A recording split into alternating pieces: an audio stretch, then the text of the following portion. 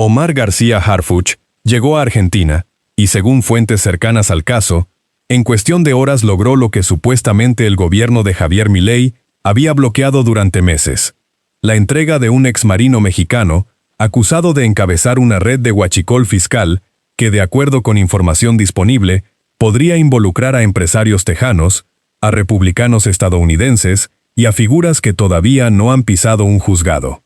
Si te parece que eso merece atención, suscríbete a este espacio ahora mismo, porque esto apenas empieza y hay muchas capas por levantar. Y lo que hace esto todavía más turbio, amigas y amigos, es el contexto en el que supuestamente ocurrió. El evento al que asistió Harfuch en Buenos Aires fue, según se ha reportado, financiado en su totalidad por la DEA, pagado por la Agencia Antidroga de Estados Unidos. En ese mismo escenario, un ex contraalmirante de la Secretaría de Marina mexicana llevaba semanas detenido en suelo argentino, y las autoridades de Milei, según diversas fuentes, ponían trabas sistemáticas a su extradición. Eso es lo que estaba sobre la mesa. Y cuando Harfuch aterrizó, el bloqueo supuestamente se disolvió. Así, de repente. Hay que hablar de Fernando Farías Laguna, ex contraalmirante, sobrino político del que fuera secretario de Marina, José Rafael Ojeda Durán, detenido en Argentina en abril, según información que ha circulado, acusado de liderar una red dedicada al huachicol fiscal, específicamente al ingreso ilegal de combustibles a México, disfrazados de aditivos industriales. Su hermano, el vicealmirante Manuel Roberto Farías Laguna, también fue detenido. Ambos aparecen, de acuerdo con lo que se ha filtrado, vinculados al caso conocido como Los Primos. 2 marinos de alto rango, 2 hermanos. Un solo cargamento que, supuestamente, intentó cruzar la frontera durante los primeros meses de la administración de Claudia Sheinbaum, cuando el combustible robado de refinerías estadounidenses quería entrar a México etiquetado como otra cosa. Suscríbete a este espacio si quieres seguir de cerca cómo se va desenredando esta trama, porque los nombres que podrían salir todavía no han terminado de aparecer. Aquí el primer nudo que aprieta. Harfuch, en el foro de la DEA en Buenos Aires, agradeció públicamente al director de esa agencia, Terence Scholl, y señaló, según la versión disponible de su discurso, que desde su llegada, la información ha fluido muchísimo más rápido, que hay solicitudes informales que permiten operar saltándonos todos los protocolos. Sus palabras, no las nuestras. Saltándonos los protocolos. Un secretario de Seguridad mexicano, en un evento pagado por una agencia extranjera, agradeciéndole al jefe de esa agencia que se puedan brincar los procedimientos formales entre países soberanos. ¿Eso es soberanía o es algo completamente distinto, disfrazado de soberanía? Y mientras esa pregunta flota en el aire, la presidenta Claudia Sheinbaum explicó públicamente que en un principio ella misma había dudado sobre si Harfuch debía ir a ese evento, pero que el gabinete votó de forma unánime a favor, todos, sin excepción. Le convencieron, dijo, de que era importante que el mundo supiera lo que México está haciendo, que no hubiera noticias falsas, que se viera la estrategia de seguridad y los resultados. El argumento suena razonable en abstracto. El problema es lo que supuestamente ocurrió ahí. En concreto, la semana siguiente, Argentina anunció la entrega de Farías Laguna. Quien quiera seguir este caso paso a paso, que se suscriba a este espacio, porque la secuencia de eventos tiene una lógica que vale la pena rastrear con cuidado. Ahora bien, el empresario tejano que aparece vinculado al primer cargamento de huachicol fiscal de esta administración estuvo detenido, según reportes disponibles, apenas un día, un solo día, y al siguiente fue liberado. Un marino mexicano de alto rango lleva semanas preso en Argentina esperando ser extraditado. Un empresario extranjero, en cambio, entra y sale en 24 horas. Esa diferencia de trato no necesita explicación adicional, se explica sola, y es exactamente el tipo de detalle que este espacio no va a dejar pasar. Suscríbete si tampoco quieres dejarlo pasar tú. Hay algo más que conviene no perder de vista. Harfuch regresó de Argentina sin Farías Laguna físicamente en el avión, pero con el anuncio de que la extradición se haría efectiva. Eso, en el lenguaje de la política real, es un resultado. Y en el mismo viaje, el director de la DEA lo calificó públicamente como un socio de confianza y un buen amigo de Estados Unidos. Buen amigo. Las palabras del jefe de la DEA hacia el secretario de Seguridad de un país con el que Estados Unidos ha tenido fricciones públicas en los últimos años. Eso tiene un peso específico, y el gobierno mexicano lo interpretó como un triunfo, como una señal de que la relación bilateral puede fluir con respeto a la soberanía. La derecha, en cambio, lo leyó como evidencia de alineación con Washington.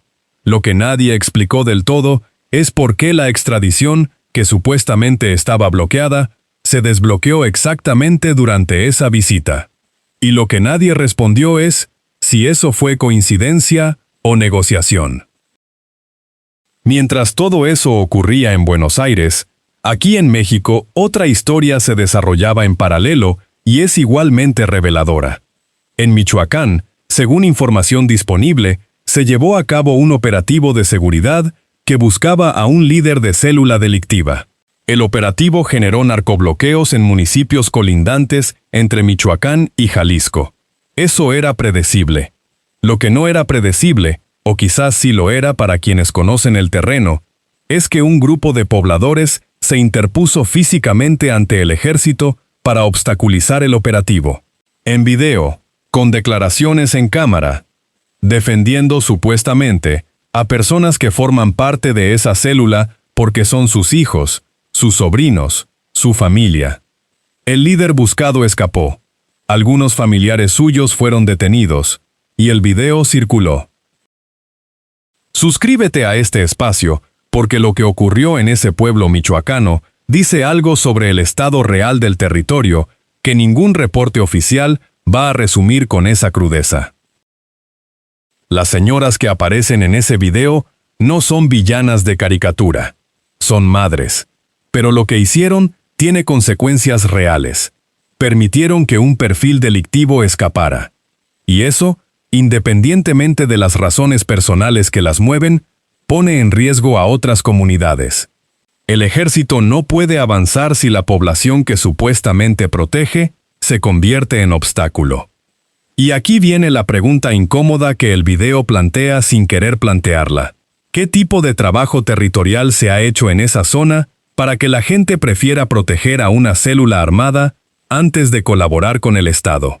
Esa pregunta no tiene respuesta fácil, pero hacerla es obligatorio.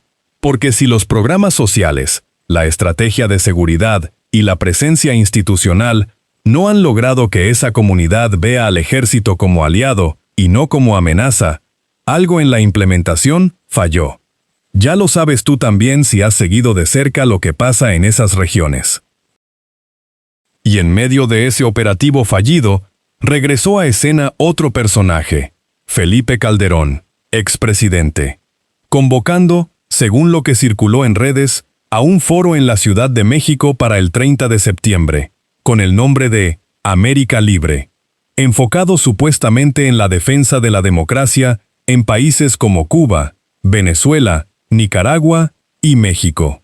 Un foro de derecha internacional, convocado en la capital mexicana, por un expresidente que acumuló durante su mandato una cantidad de señalamientos que todavía no han sido procesados judicialmente. La pregunta que mucha gente se hace, y que aquí se la planteamos directamente, ¿por qué las autoridades mexicanas permiten que Calderón haga convocatorias políticas desde suelo nacional sin que ninguna institución intervenga? Esa pregunta no la hacemos por retórica. La hacemos porque tiene una respuesta que alguien debería dar públicamente. Suscríbete a este espacio para estar presente cuando esa respuesta, si algún día llega, aparezca. Y a propósito de convocatorias y de lo que se dice en tribuna, hay que hablar de Lili Téllez. Después de más de 2 meses de vacaciones en Europa, cobrando su sueldo como senadora, regresó al Senado con una propuesta: que los legisladores de Morena rompieran sus visas estadounidenses en una charola, como prueba de que el apoyo que le dan a Andy López Beltrán es real y no palabrería. Así lo dijo, en sesión, con charola incluida. Y Fernández Noroña le respondió que él rompería la suya en ese mismo instante, pero que su mano lesionada se lo impedía por el momento. Se pitorrea de ella, básicamente. Y el intercambio se volvió viral. Aquí viene lo que esta historia de verdad revela, más allá del circo visible. Telles pasó más de 2 meses fuera del país, según lo que se ha documentado, y regresó con energía concentrada no en proponer legislación, no en atender a sus representados, sino en montar un performance con una charola. Eso es lo que supuestamente justifica su cargo, su sueldo y su tiempo. Y el momento en que Noroña la desmonta no es violencia política, es un debate. Uno incómodo para ella, pero un debate al fin. Lo que sí es cuestionable es lo que vino después. Grecia Quirós, diputada, presentó una denuncia por violencia política de género contra Fernández Noroña.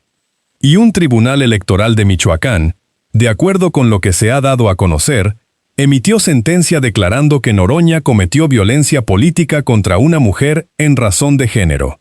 La resolución, según el documento disponible, ordena medidas de reparación, vincula al INE y al Instituto Electoral de Michoacán y podría derivar, si se cumple en sus términos, en restricciones a los derechos políticos de Noroña. Un hombre que defendió a su movimiento en tribuna podría quedarse sin actividad política de por vida.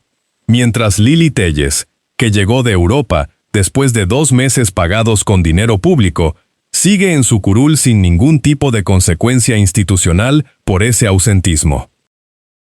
Eso no requiere comentario adicional. El contraste ya habla. Y aquí lo estamos viendo con claridad, aunque no todos los medios lo pongan así de plano. Hay un dato que llegó justo mientras se cerraba esta edición y que conecta todo lo anterior de una forma que no se puede ignorar. Fernando Farías Laguna, el ex contraalmirante detenido en Argentina, está vinculado al primer cargamento de huachicol fiscal que encontró la administración de Harfuch. Ese cargamento involucra, supuestamente, a empresarios tejanos que operan desde Estados Unidos. Uno de esos empresarios estuvo bajo custodia apenas 24 horas antes de ser liberado. Y la persona que supuestamente les proporcionaba cobertura desde la Marina Mexicana lleva meses detenida en el exterior, bloqueada su entrega por un gobierno extranjero.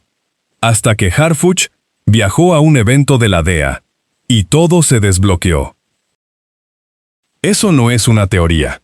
Es una secuencia de hechos documentados, según las fuentes disponibles, que describen un esquema donde el huachicol fiscal cruza fronteras con complicidades en ambos lados, donde hay marinos de alto rango supuestamente involucrados, donde hay empresarios extranjeros que entran y salen de la justicia en un día, y donde la extradición del eslabón que podría hablar tardó meses en materializarse, y lo hizo exactamente cuando el secretario de Seguridad de México apareció en Buenos Aires ante la DEA. Lo que Farías Laguna sabe, si decide hablar, podría cambiar la escala completa de este caso. Y aquí, amigas y amigos, es donde esta historia deja de ser solo política y se convierte en algo que afecta directamente el bolsillo de cualquier persona que llena el tanque de su coche.